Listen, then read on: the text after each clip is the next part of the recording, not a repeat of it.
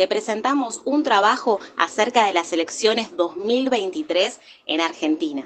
¿Qué se espera para nuestro país? ¿Cuál es la relación que tiene con América Latina y el mundo? Con entrevistas a especialistas. Mi nombre es Mariana May. Escuchamos.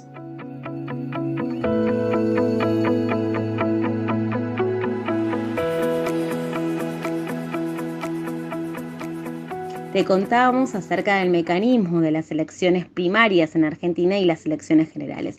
Las elecciones primarias, también llamadas PASO, primarias abiertas, simultáneas y obligatorias, fueron creadas en 2009 tras la aprobación de la Ley 26.571. En ellas se definen dos cuestiones que son importantes y tienen que ver con los partidos que van a estar habilitados a presentarse a las elecciones nacionales, en este caso que se llevarán a cabo el 22 de octubre de 2023. Según la ley van a ser aquellos que obtengan al menos el 1,5 de los votos válidamente emitidos en el distrito de que se trate y de acuerdo a cada categoría. Y también va a quedar definida la lista que va a representar a cada partido político. De ahí que se le denomina interna abierta. ¿Cómo es el procedimiento? Bueno, tanto las elecciones primarias como las generales son obligatorias para todos los ciudadanos naturales o naturalizados en la República Argentina, estén o no afiliados a algún partido político. En las elecciones primarias, cada agrupación política tiene que presentar sus candidatos y puede tener una o más líneas internas. También hay casos en los cuales se presentará una sola lista.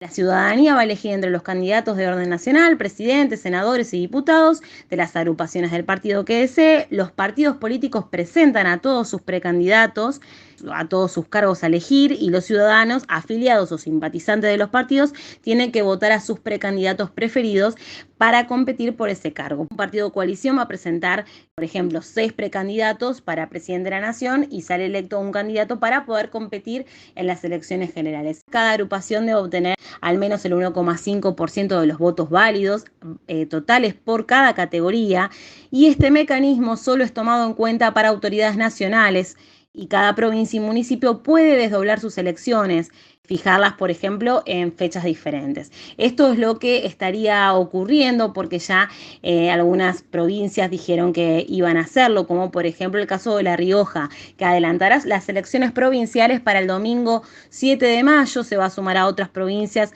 que también anunciaron que lo iban a hacer. La Rioja, gobernada por el justicialista Rubén Quintela, políticamente se puede analizar como despegarse de los comicios nacionales que están previstos para el segundo domingo de agosto, cuando se realizarán las PASO para elegir presidente.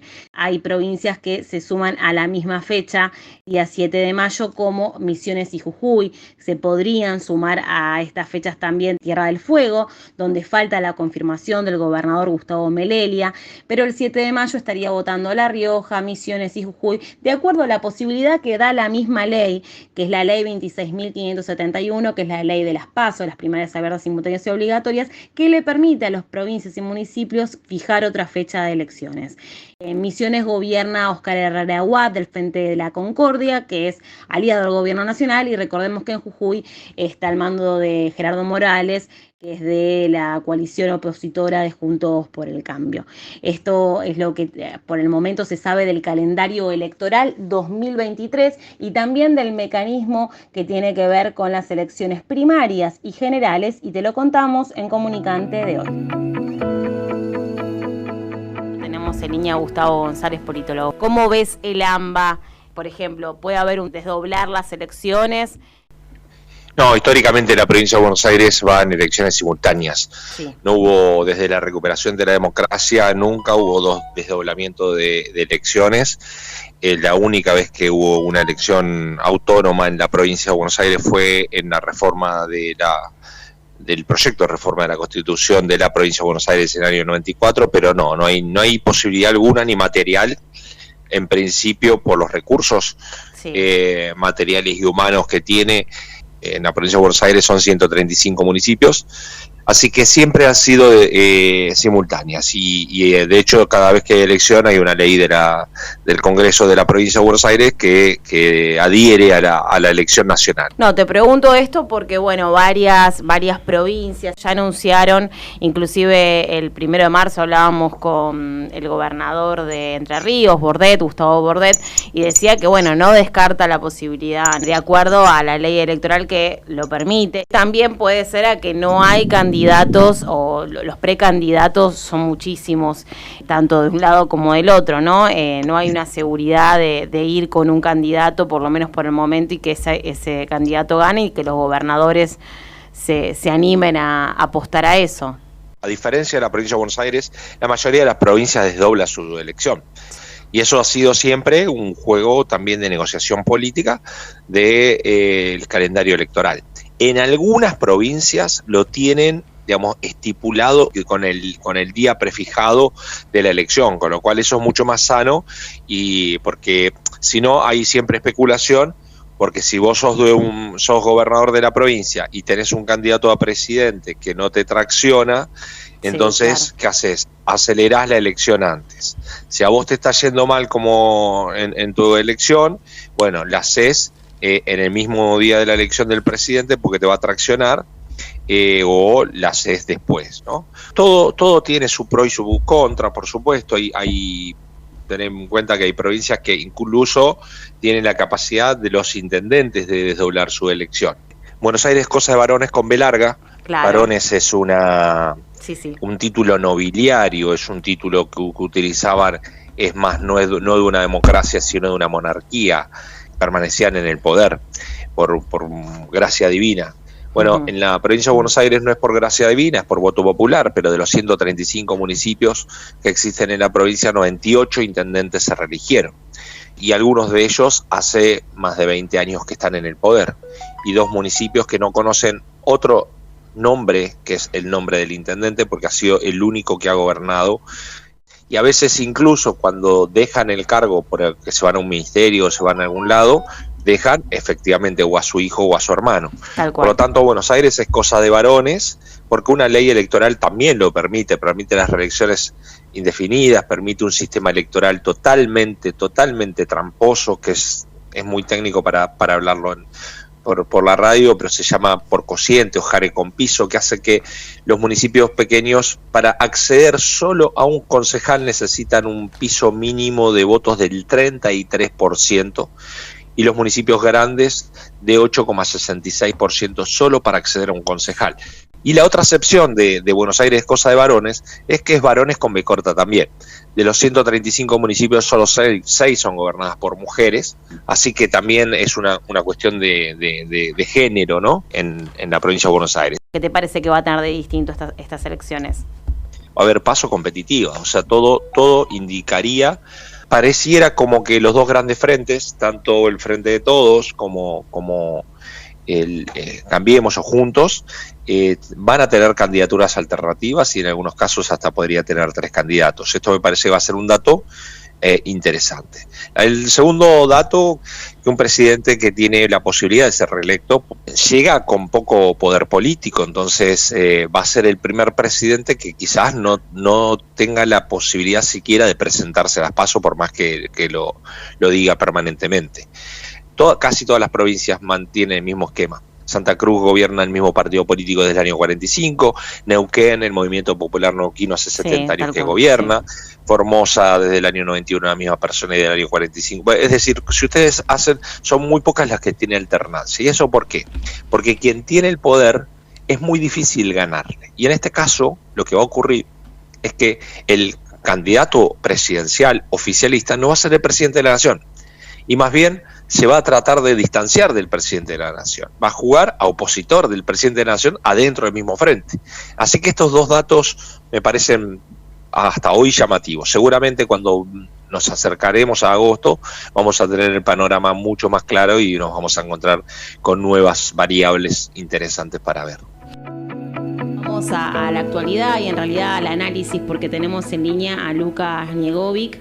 Él es analista, periodista, además de La Hora Digital, y lo tenemos para charlar un poco de cómo ve las próximas elecciones, el escenario nacional e internacional que nos espera y que ya está dado de alguna manera. Primero, hacer una mención de que este año electoral es realmente uno de los más atípicos de la historia reciente de Argentina. Sí. Hay un clima de falta de representación política, de hastío, de incertidumbre, que sin duda alguna va a generar que cualquiera que haga un pronóstico que se diga certero sobre lo que pasará de aquí a octubre o de aquí a diciembre cuando asuma el próximo gobierno, de mínima hay que desconfiar un poco, porque por un lado tenemos una situación que es muy inusual. Tenemos un gobierno que está atravesando dudas internas, pero a la vez también una oposición también atravesada por internas igual o más duras.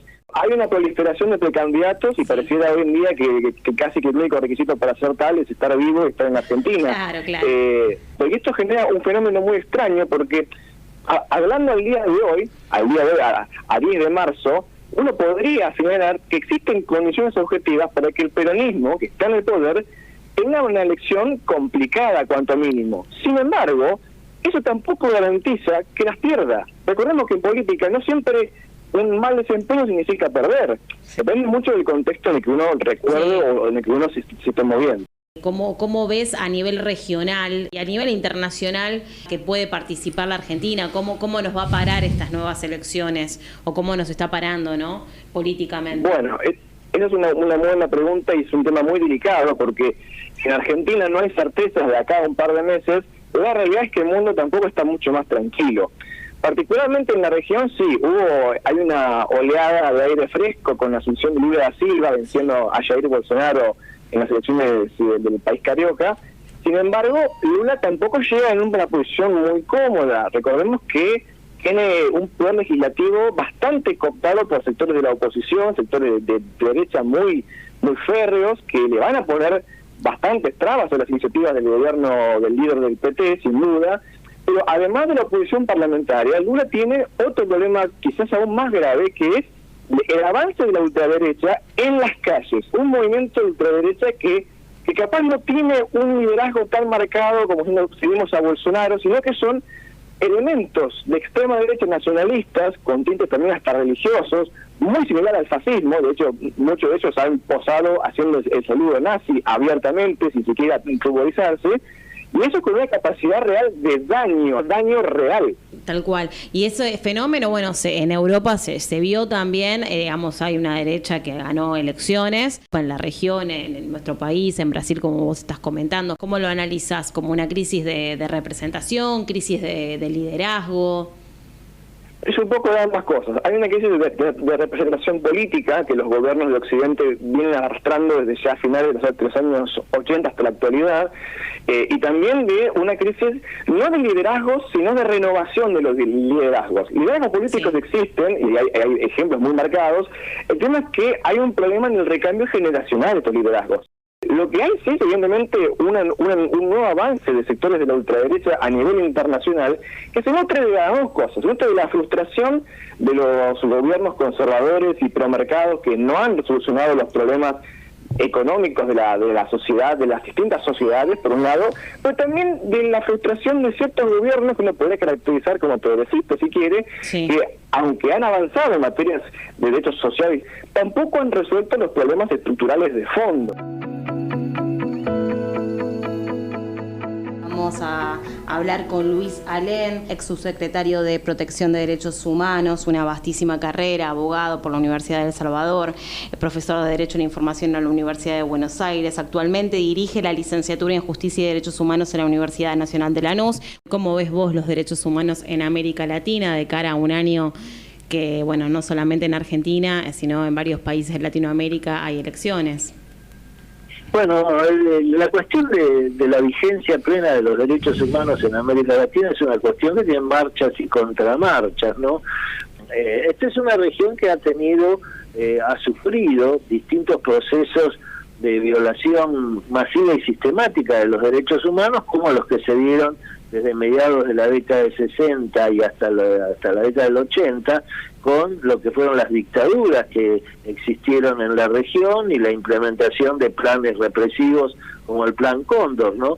Todos con la orientación indudable de los Estados Unidos, que imprimió su modelo de lo que ellos llamaban seguridad nacional, que en realidad tenía que ver con la defensa de sus intereses económicos y de seguir considerando a la región como el patio trasero de los Estados Unidos, una definición que había dado Theodore Roosevelt. Así que, bueno, todo eso implicó que cuando termina ese ciclo de dictaduras, vuelven los gobiernos electos por el voto popular, la cuestión de los derechos humanos pasó a tener una centralidad que antes no había tenido, y eso se reflejó en las reformas constitucionales de la región, ¿no?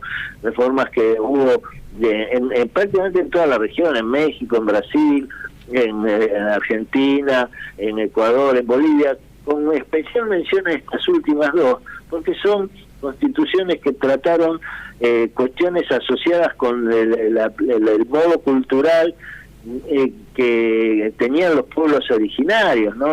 Su cosmovisión.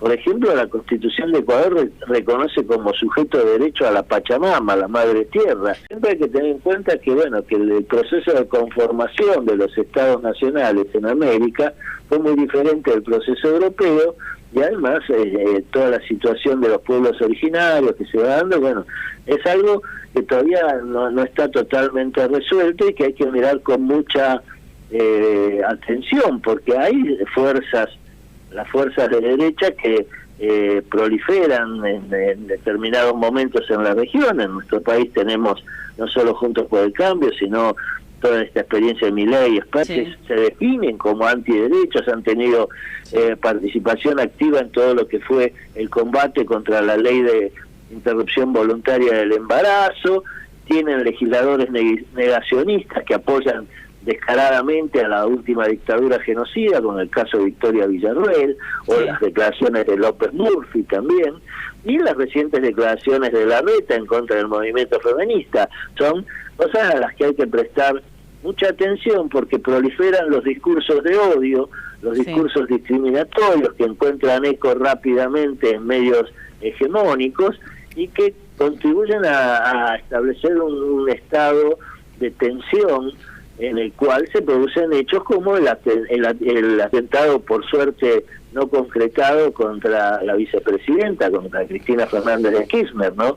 Pero bueno, son todos estos odios que circulan libremente y que producto de la acción de grupos de ultraderecha que se manifiestan en las redes, etcétera, y que han tomado acciones directas en otros casos, ¿no?